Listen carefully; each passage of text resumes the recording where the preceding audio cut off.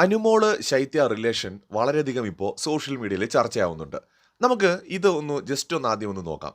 ഈ ഇമേജ് എന്ന് പറയുന്നത് അനുമോള് മൊണ്ണകളെന്ന് വിളിച്ചിട്ട് ആ ഒരു റൂമിനകത്തിരുന്ന് പറയുന്ന സംഭവമാണ്. അനുമോള് പറയുന്നത് വളരെ വ്യക്തമായിട്ട് തന്നെ നമ്മുടെ അടുത്തിരിക്കുന്ന ശൈത്യ കേൾക്കുന്നുണ്ട്. തിരിഞ്ഞ് അവരെ നോക്കിക്കൊണ്ടാണ് ശൈത്യ അവിടെ ഇരിക്കുന്നത്. വണ്ടർ അടിച്ച് കിളി പോയിട്ടല്ല ഇരിക്കുന്നത്.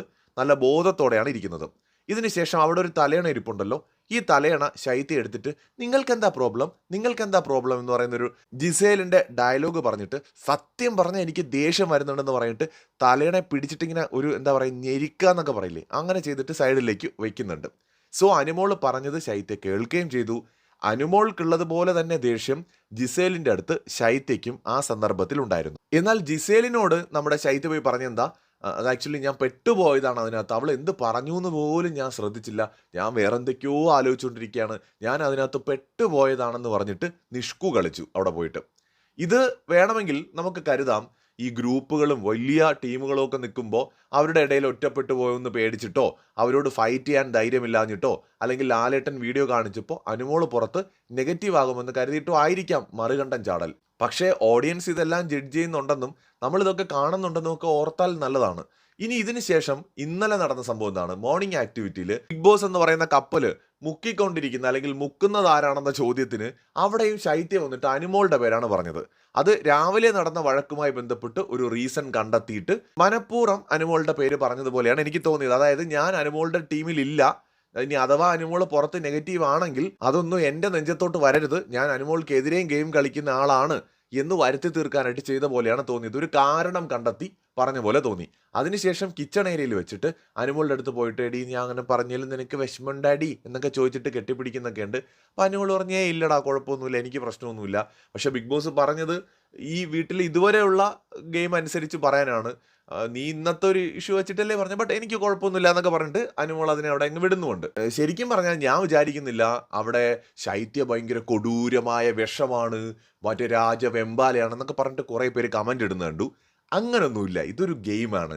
ആ ഗെയിമിൽ അവിടെ സർവൈവ് ചെയ്യാനായിട്ട് അവരെ കൊണ്ട് പറ്റാവുന്ന സ്ട്രാറ്റജീസൊക്കെ അവരെടുത്ത് നോക്കുകയാണ്. ഇങ്ങനെയൊക്കെ ഇപ്പോൾ ശൈത്യ ചെയ്തു എന്ന് പറഞ്ഞിട്ട് അനുമോൾക്ക് വേറൊന്നും സംഭവിക്കാനൊന്നും പോകുന്നില്ല അവിടെ. അല്ലെങ്കിൽ ഇതിപ്പോൾ അനുമോളുടെ വീടും സ്ഥലവും തട്ടിയെടുത്ത കൊടൂരായ അമ്മച്ചിയോ അല്ലെങ്കിൽ മറ്റേ കാമുകനെയോ ഭർത്താവിനെയോ തട്ടിയെടുത്ത മദാലസയോ അതൊന്നും അല്ലല്ലോ. ഇതൊരു ഗെയിമല്ലേ.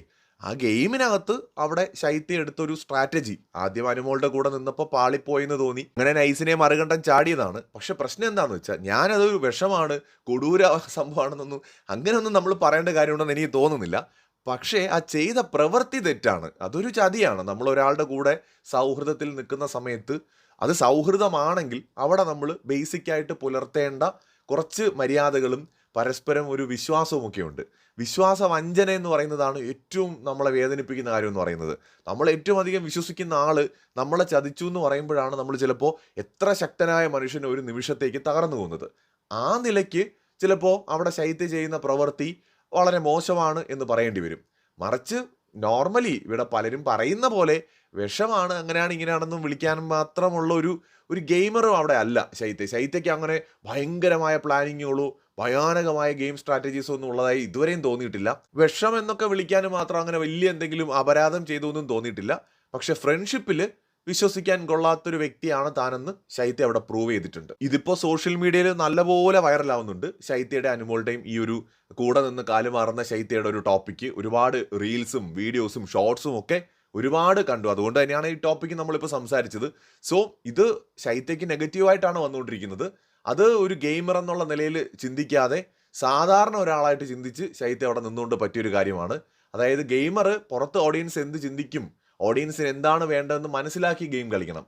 അതായത് ഓഡിയൻസിന് എത്ര നെഗറ്റീവ് ആയാലും ഒരു കണ്ടസ്റ്റൻറ്റ് നെഗറ്റീവ് ആണെന്ന് വെച്ചോ, ആ കണ്ടസ്റ്റൻറ്റിൻ്റെ കൂടെ ഫ്രണ്ട്ഷിപ്പ് പുലർത്തുന്ന ഒരാൾ അയാളെ കൂടെ നിൽക്കുന്ന കണ്ടു കഴിഞ്ഞാൽ ഓക്കെ അവർ ഫ്രണ്ട്സ് അല്ലേ, സോ അവരൊന്നിച്ച് നിൽക്കുന്നതിൽ എന്ത് തെറ്റെന്ന് ചിന്തിക്കുന്നവരാണ്. അവിടെ ഒരിക്കലും പെട്ടെന്ന് കൂടെ വന്നിട്ട് കാല് മാറുന്ന ആളിനെ ഓഡിയൻസ് സപ്പോർട്ട് ചെയ്യാനേ പോകുന്നില്ല.